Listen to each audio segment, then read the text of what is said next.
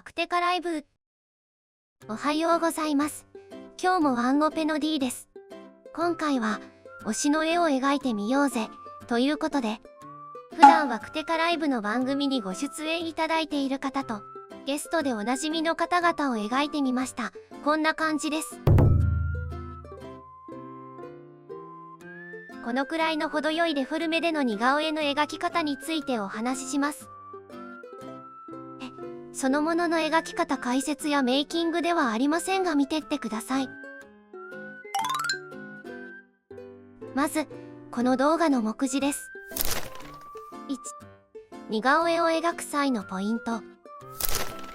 2、大まかな手順。3、ちょっと補足。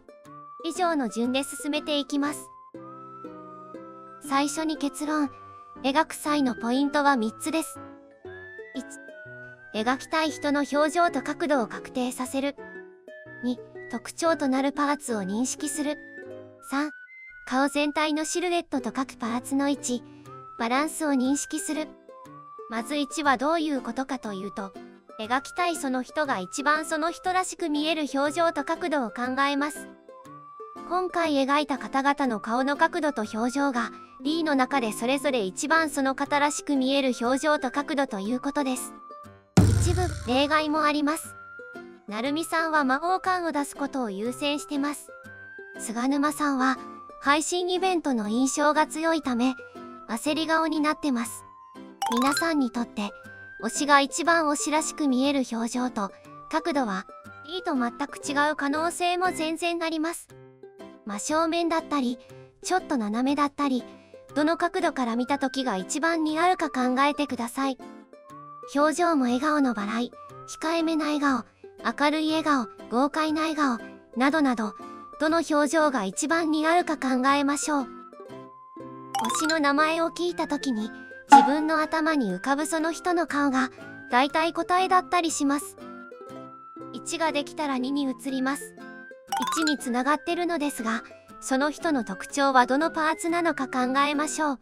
輪、目、鼻、口、頬、顎、髪型など、その人の特徴といえるパーツが一番伝わりやすい表情と角度で描くと似せやすくなります。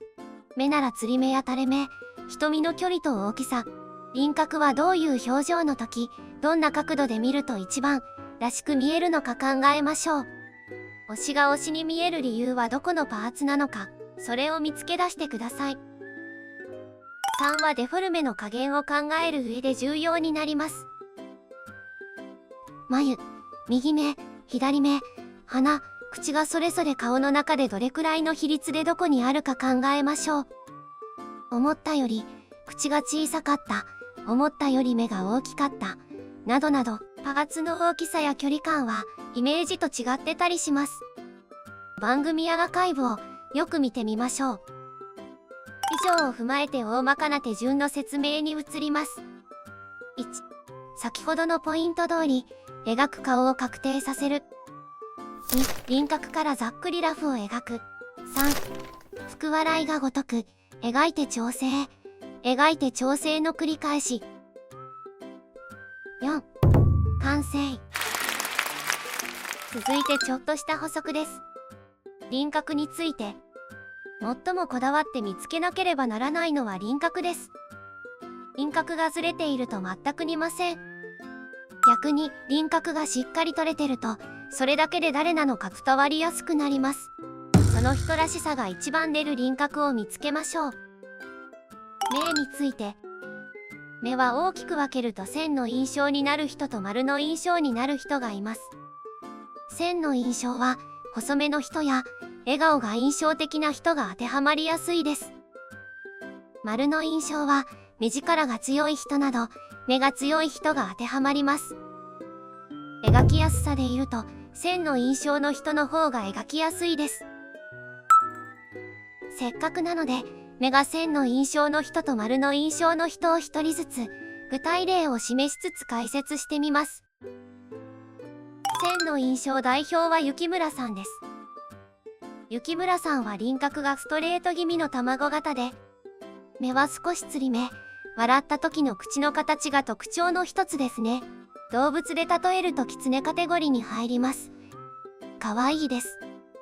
そして笑顔にほんの少し困った感じをにじませてます。それは眉で表現しました。頬の膨らみを表現するほうれい線は、そのまま描くとシワに見えて、老けた印象を生むので、口角に小さく線を添えて、印象を作ってます。丸の印象代表は、ガンガちゃんより、森島さんです。森島さんは、輪郭が、顎に向かって少しシュッとした卵型で、まるっとした瞳が印象的、厚みの少ない唇の笑顔も可愛いですね。頭頂部の髪のボリュームを抑えめにするのもポイントです。以上、ざっくりダイジェストはいかがでしたでしょうか。ここまでやってなんですが、完成度は2の次でいいんです。イラストを添えてメール投稿してくださるだけでとても嬉しいです。